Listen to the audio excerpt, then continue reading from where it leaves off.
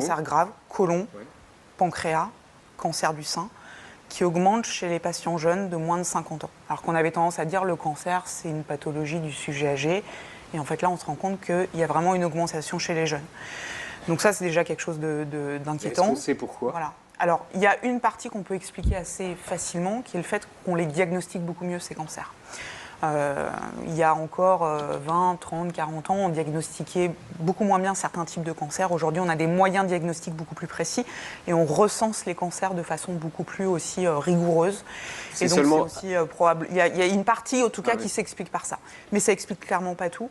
Et donc, il y a une augmentation de l'incidence qui est clairement liée à autre chose. Des facteurs environnementaux, probablement, parce que nos gènes, ils n'ont pas changé en l'espace de 30 ou 40 ans. Donc, alors, est-ce que c'est la nourriture? Est-ce que c'est l'exposition à certains toxiques, que ce soit in utero, quand on est un embryon, ou bien que ce soit au cours de l'enfance ou de l'adolescence?